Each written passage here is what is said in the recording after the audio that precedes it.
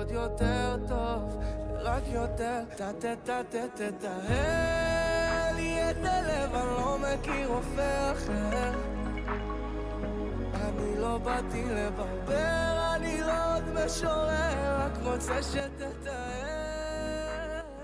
Shalom Ouvracha, Parashat Shelach Lecha cette semaine, un tournant dans l'histoire du clan d'Israël, puisque malheureusement, parmi les plus grands du clan d'Israël, ils ont échoué à la plus grande épreuve qu'on leur a mis devant eux. Mais Rabotai, il faut savoir que on est tous venus sur terre pour justement suivre une shlichut, pour suivre l'envoyé que Akadosh Baruch Hu nous a fait. Et donc ici, il s'agit que, imaginez, Akadosh Baruch Hu, il a demandé au Béné Israël d'aller explorer la terre d'Israël. C'est pas Hachem qui a demandé, ce sont les Béné Israël eux-mêmes qui se sont manifestés, qui ont supplié Moshe. Moshe est revenu vers Hachem, et sur cela, Akadosh Baruch Hu, il a accepté, Shelach Lecha, envoie pour toi Moshe. Mais il faut savoir que dans n'importe quel shlichut, lorsqu'on est envoyé pour faire une mitzvah, alors bien sûr que le Satan, le Yetzer Hara, il se mêle, et combien est-ce qu'il y aura d'embûches pour arriver? À plus forte raison, dans cette shlichut où les Béné Israël, ils voulaient rentrer en Eretz Israël. Et donc, imaginez que le peuple qui a été choisi, les Béné Israël, vont rentrer dans leur terre qui est Eretz Israël, ça devient la shlemut.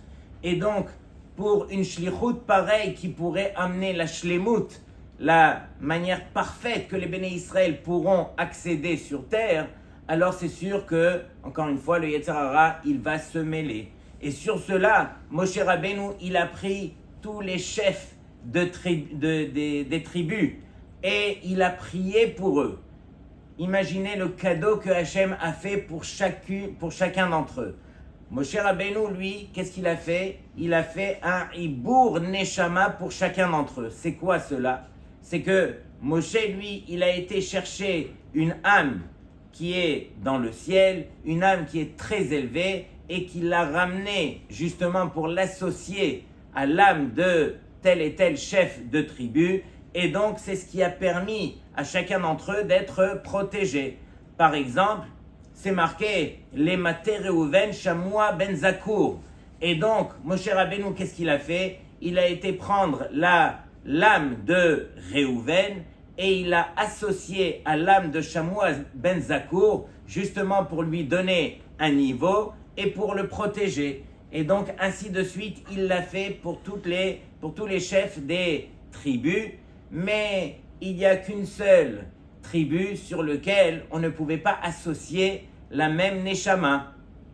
On sait que Yosef Hatzadik a eu 2 enfants. Il a eu, bien sûr, Ephraïm et Ménaché. Et donc, qu'est-ce qu'il a fait, Moshe? Il a pris Yosef et il l'a associé justement au chef de la tribu de Ménaché. Et Ephraïm, alors il a dit, Ephraïm, c'est Hoshea Binoun, mon élève, qui descend de la tribu de Ephraïm, c'est moi-même qui vais lui faire une bracha. Et quand Hoshea Binoun, il a vu que tous les chefs de tribu avaient reçu justement, ils avaient reçu leur Ibour Neshama, à l'exception de lui, il s'est mis à pleurer. Il est parti voir son maître Moshe, il lui a dit, parce que je suis ton élève, alors moi je ne vais pas recevoir ma part. Et sur cela, Moshe Rabbeinu, il lui dit, mais non, je vais prier pour toi. Et comme on le sait, Moshe lui a rajouté le Yud dans Hoshea qui lui a rendu Yehoshua.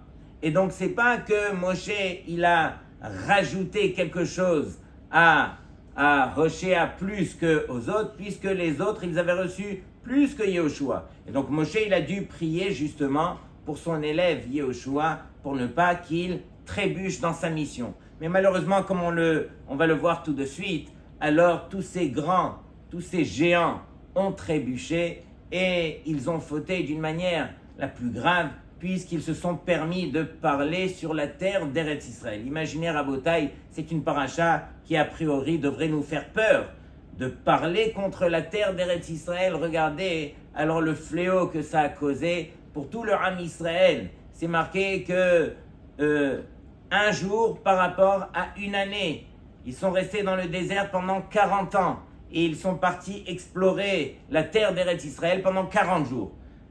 Un jour par rapport à chaque année, alors ils sont restés dans le désert. Toute cette génération est morte dans le désert avant de rentrer en Eretz Israël à cause de cette faute aussi grave.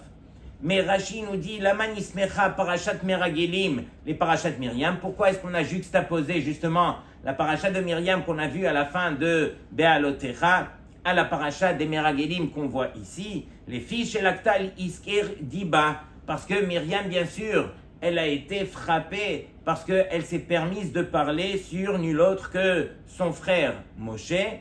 Et Ureshaim halalu, Raou velo lakru musar. Déjà, on les a appelés Reshaim, des chefs de tribus pareils qui sont appelés Reshaim, Raou velo lakru musar. Ils ont vu et ils n'ont pas pris le moussard de la chose. Ils auraient dû apprendre la leçon de Myriam, n'ont pas appris la leçon et ils ont été punis pour autant. Mais Rabotai, regardez, celui qui voit et qui n'apprend pas la leçon, il est déjà appelé Racha, et donc c'est la raison pour laquelle on se doit justement d'apprendre la leçon.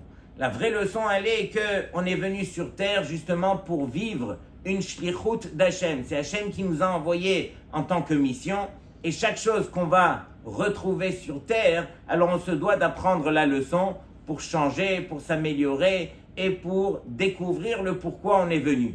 Le Harizal nous dit que toutes les choses pour lesquelles alors c'est très difficile pour nous sur terre, chacun il a un Yetzirara par rapport à telle et telle chose. Il y en a pour qui l'argent, il y en a pour qui les femmes, les yeux, etc. Donc toutes ces choses-là, on se doit de fournir un effort supplémentaire parce que c'est la raison pour laquelle tu as été envoyé sur terre. Tu as été envoyé justement pour surmonter les choses qui te sont difficiles. Et donc, Rabotai, lorsque on parle de mission, on se rappelle que Avraham Avinu, lorsqu'il a été envoyé par Hachem, il est écrit là-bas Lech lecha me'artzecha. Alors, pars pour toi de ton pays. Et Rashi dit, mais normalement on aurait dû marquer Lech me'artzecha, va de ton pays. Pourquoi Lech lecha? Alors Rashi nous dit le tovatra ou le hanatra, qui veut dire pour ton bien et pour ton profit. Combien tu vas gagner que d'aller dans tel et tel pays que je t'envoie, Abraham. Et donc le lecha vient justement justifier cela, le bien que Abraham allait avoir là-bas. Et donc ici, pourquoi est-ce que Akadosh Baruch Hu a justement accepté d'envoyer les Meragelim en disant Shelach lecha, va pour toi. Quel est les tovatra ou les hanaatra qu'on voit ici dans la shlichut des Meragelim? Normalement, Akadosh Baruch Hu, il aurait dû dire, mais tellement que de mal va sortir, j'aurais dû empêcher Moshe de prendre justement tous ces envoyés et de ne pas le laisser aller ainsi puisqu'ils vont échouer à leur mission. Mais Akadosh Baruch Hu, il accepte. Et regardez bien la réponse du Yismach Moshe qui va nous expliquer quel était le bien qui allait sortir, ce qui a poussé Hachem justement à permettre à Moshe d'envoyer les chefs de tribu. Et donc, voici la réponse du Rav, il dit Kol matarat veshlichat ameragelim al yedei Hashem hayta bichdei shir'u ameragelim ki az ha'am hayoshev ba'aretz. Toute la raison pour laquelle Akadosh Baruch Hu, il a permis justement d'envoyer les Meragelim explorer la terre, c'est pour qu'ils découvrent qu'il y avait un peuple qui était des plus forts, qui était vraiment des Giborim qui se trouvaient en Eretz Israël et qui se trouvaient justement, parmi eux, il y avait même des géants et qu'ils comprendraient par cela Veyavinu ki al pi ateva en lahem kol sikui liatzliach ou linatseach, et qu'ils auraient compris que d'après les règles de la nature, jamais ils n'auraient pu vaincre un peuple pareil, jamais ils n'auraient pu gagner, et donc ils étaient obligés à partir de là, Vekaasher margish adam ki en lo yecholet lehatzliach al pi hateva. Et lorsqu'un homme, il réalise qu'il ne pourra pas surmonter en dehors des lois de la nature, hu noser enav lamromim. Alors enfin il va lever les yeux vers les cieux, ou boteach ba Hashem levado. Et enfin il va apprendre à avoir confiance uniquement dans Hashem. Ve'az moshi'o Hashem levado me'al hateva be'orach nes. Et c'est là que Hashem va le sauver au-dessus justement de la nature et lui permettra d'avoir tous les miracles. Donc encore une fois, Rabotai, tout ce qu'on veut, c'est surmonter notre shlichut sur terre et Akadosh Baruch Hu nous permettra d'y arriver uniquement par ce biais lorsque l'homme sur terre, il est boteach b'Hashem, il a confiance en Hashem. Alors, Akadosh Baruch Hu, il lui dit, c'est moi qui te sauverai et tu pourras compter sur moi. Celui qui va compter sur son médecin qui sait que c'est un excellent médecin, je lui fais confiance, c'est lui qui va me guérir. Celui qui va compter sur son patron qui va lui donner son salaire tous les mois et qui se détourne justement d'Hachem, alors Akadosh Baruch Hu, il lui dit alors, débrouille-toi avec ton médecin, débrouille-toi avec ton patron. Celui qui veut compter sur Hachem, Akadosh Baruch Hu, alors il sera là pour lui. À nous de réaliser encore une fois le pourquoi on est venu. Et donc, Rabotai, il y avait à Poniovitch un Rav Raphaël Tikoczynski, qui lui faisait partie des Gdolim. Et lorsqu'il était Bachour, imaginez, il revenait de son seder de limoud qu'il faisait de toutes ses forces, et il arrivait par jour à étudier près de 50 dapim. Et quand il rentrait dans la chambre, il disait à ses chaverim, interrogez-moi. Et il pouvait réciter par cœur, donc le daf avec Rashi, avec Tosfot. C'était vraiment un gadol. Et une fois, il avait rencontré nul autre que le Rav Ori Zohar. Le Rav Ori Zohar, comme on le sait, c'était un des acteurs les plus connus en Eretz Israël, qui a fait une tchouva fulgurante. Et bien sûr que, à son époque, il avait une villa à Tel Aviv, avec une piscine, avec tout ce qu'on peut imaginer, avec tout le kavod que cela comprend. Et lorsqu'il a fait tchouva, alors bien sûr, il a quitté tout cela et il s'est mis à étudier. Et doucement, toute sa famille aussi s'est rapprochée de la Torah. Est arrivé le moment où il voulait justement encourager un de ses fils à rentrer dans une yeshiva. Mais comme son fils avait un certain âge, de rentrer dans une yeshiva normale, c'était pas évident. Il n'avait pas le niveau. Et donc, il a été voir le grand de la génération, Rav Shach, et qui lui a dit, tu vas aller, mais sans lui dire que ça vient de moi, tu vas chez Rabbi Raphaël et tu vas lui dire, regarde, tu dois ouvrir une yeshiva, justement, et c'est là-bas que tu mettras ton fils. Parce que ça sera une yeshiva pas comme les autres, c'est une yeshiva où on va parcourir les Gemarot, et ça va donner vraiment de l'envie à ces Bachurim qui n'ont pas le niveau, mais au moins qui vont traverser comme ça plusieurs Masertot, ça va leur donner des forces, et doucement, jusqu'à ce qu'ils atteignent le niveau. Et donc, il a été, Rav Ori Zohar, il a été voir Rabbi Raphaël, et il lui a dit, dis-moi, ça te dirait pas d'ouvrir une yeshiva? Voilà, toi, tu as parcouru le chasse, combien tu as étudié dans ta vie? Alors, il serait bien que tu ouvres une yeshiva, je mettrai éventuellement mon fils, et on va attirer beaucoup de bachouri, mais tu vas leur donner un derech dans le limoud. Et donc, le Rav, il réfléchit, et il lui dit, mais la vérité, moi, je suis déjà Messoudar, j'ai tout organisé dans ma vie. J'habite à Jérusalem, j'ai une maison, je suis Rosh Kolel, j'enseigne dans une yeshiva. La vérité, je suis déjà organisé, je suis déjà Messoudar. Et le Rav Ori Zohar lui dit, mais est-ce que tu penses vraiment qu'on est venu sur terre pour être Messoudar, pour être organisé, que tout va bien? On est venu sur terre en tant que Shaliach d'Hachem, pour faire la volonté d'Hachem. On est venu en Shlichut. Du fait qu'on est venu en Shlichut, alors on n'est pas venu pour se croiser les bras, pour que tout aille bien dans notre vie et qu'on vit notre petite vie. On est venu pour se battre et essayer de faire la Shlichut d'Hachem. Faire la volonté d'Hachem, ça demande beaucoup d'efforts. Et donc, ça l'a fait réfléchir au point que Rabbi Raphaël, il a été voir son maître, Rav Shach, et il lui a dit, Kvad qu'est-ce que je fais? Il lui dit, mais oui, tu vas. Et jusqu'à ce qu'ils ont trouvé un endroit à Yerouham, dans le sud, et là-bas, il a ouvert sa yeshiva, et il a tout repris à zéro avec sa femme, etc. Et donc, il a pu ouvrir la yeshiva. Et bien sûr, le Rav Orizohar, il racontait cette histoire pour lui dire que si moi aussi, j'étais plus que Messoudar dans ma villa à Tel Aviv, avec tout ce que j'avais besoin, si j'ai quitté le tout, c'est parce que j'avais réalisé que finalement, c'était pas ça ma shlichut. La vraie shlichut, c'est celui qui veut suivre Hachem sur terre. Celui qui veut suivre Hachem sur terre, ça demande des efforts, ça demande vraiment de s'investir. Et donc, Rabotai, on est en train de vivre des moments qui sont plus que invraisemblables en ce moment. On est en train d'écrire l'histoire va dépendre de nous, et c'est pas façon de parler. Celui qui réalise que tout dépend de lui, alors il sert Hachem de la meilleure façon, et c'est uniquement de la sorte que Akadosh Baruch Hu, il aura pitié de nous. On a demandé à un des plus grands rabbanim de notre génération, le Rav Moshe Sternbuch Shlita, on lui a demandé, mais qu'est-ce qu'on fait? Quelle est la meilleure chose à faire lorsque, en ce moment, alors on reçoit les missiles, Lo Aleinu, en Israël, pendant ce temps? Qu'est-ce qu'on doit faire? Qu'est-ce qu'il faut faire? Alors bien sûr qu'il faut prier, mais quelle est la meilleure chose à faire, justement, avant que le missile va tomber?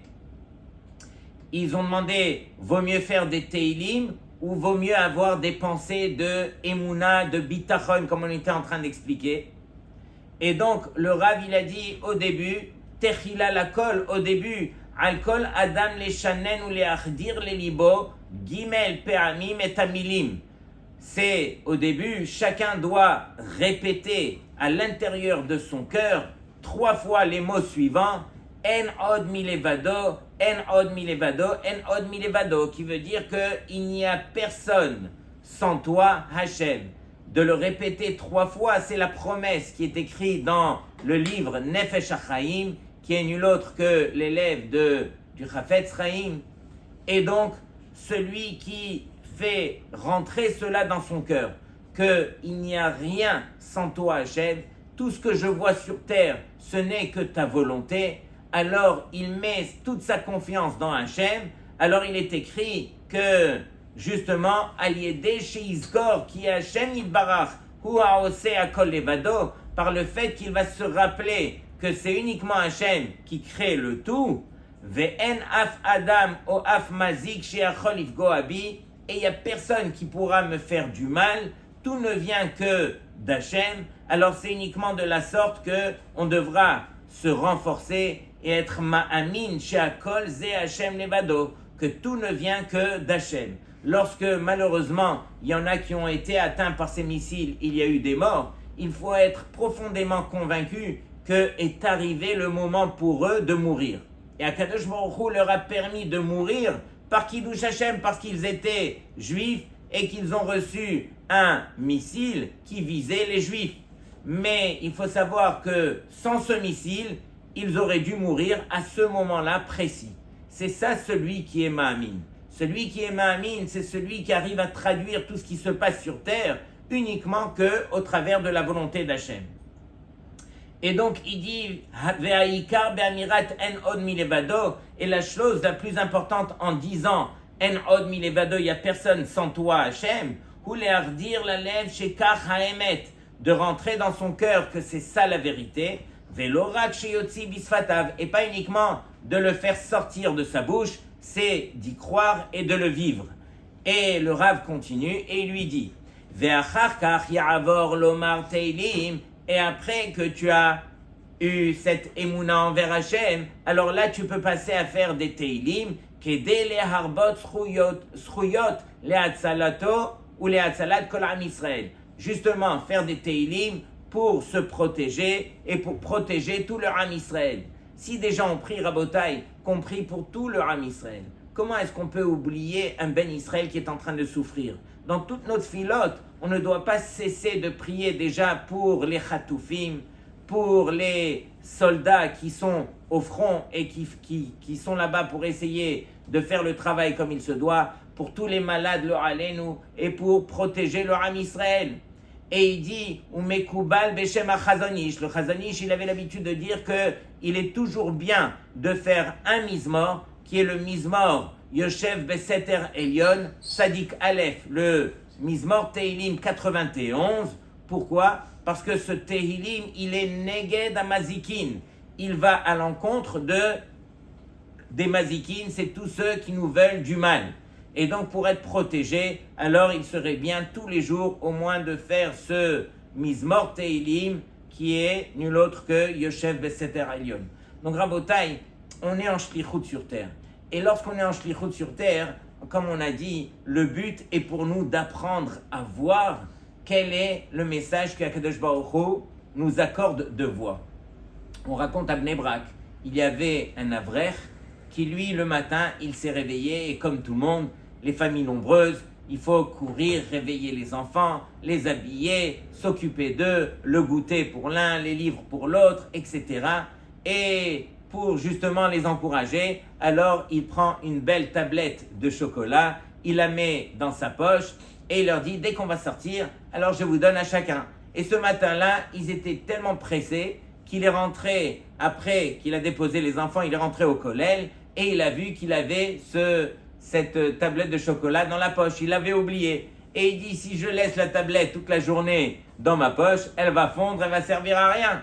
Alors, il lève les yeux et il voit dans la choule le gabaï. Et ce gabaï, il a plusieurs responsabilités dans cette choule. C'est lui-même un avrer, mais il s'occupe de ranger tous les bancs, il organise tous les minyanim, il a plein de responsabilités dans cette choule. Et donc, il se dit, j'ai un cadeau pour mon ami Rabbi Reuven. Et donc, il va sur la table de Rabbi Reuven, il prend un mouchoir, il écrit l'Irvod, Rabbi Reuven Hayakar.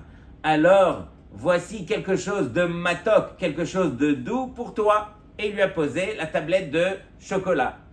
Et donc, Rabbi Reuven, quand il vient sur son bureau, il trouve la tablette de chocolat. Et il vérifie, mais qui c'est qui m'a déposé ce chocolat, jusqu'à ce qu'il trouve son ami. Et il va le voir et il dit, mais tu sais quoi, je dois te remercier. Pas pour la tablette uniquement, tu dois réaliser. Ce matin, quand je suis arrivé, alors il y avait un des fidèles qui a prié à ma droite. Et pendant toute la tfila, j'ai senti que peut-être qu'il était un petit peu enrhumé. Mais dans tous les cas, il n'a pas arrêté de se moucher pendant toute la tfila. Et il se mouchait et il mettait les mouchoirs devant lui. Et il en a fait un monticule de mouchoirs qui était assez, dégueulasse. Et en fin de tfila, il a pris ses affaires et il est parti. Mais il m'a laissé tous les mouchoirs sur la table. Et là, je me suis dit, mais je vais l'attraper et je vais lui dire exactement ce que je pense de lui. Et donc, quand j'ai vu la tablette de chocolat, j'ai dit, mais c'est qui m'a envoyé cette tablette de chocolat? C'est Akadosh Baruch Hu. De la même façon, c'est Akadosh Baruch Hu lui aussi qui m'a envoyé ces mouchoirs qui étaient dégueulasses. Et donc, j'ai pris sur moi de ne pas m'énerver avec ce type. Et la vérité, j'ai pris les mouchoirs, je les ai jetés et je ne lui ai fait aucun reproche. Quelques semaines après, ce type arrive avec une belle somme d'argent et il me dit, regarde, j'ai mis de l'argent de côté et j'aimerais accorder cet argent à un avrer de ton kollel. Est-ce que tu pourrais le distribuer? Alors, j'ai reçu la somme, c'était une belle somme de $300. Et donc, j'ai pris cette somme et j'ai été la donner justement à celui qui m'avait offert la tablette de chocolat. Celui-là, quand il était arrivé le matin, il voulait juste faire un geste de chesed, de donner la tablette de chocolat. Mais regardez ce que la tablette, elle est arrivée à faire. Elle a permis justement à ce gabaï de réaliser un petit peu sa shlichut. Sa shlichut, c'est quoi?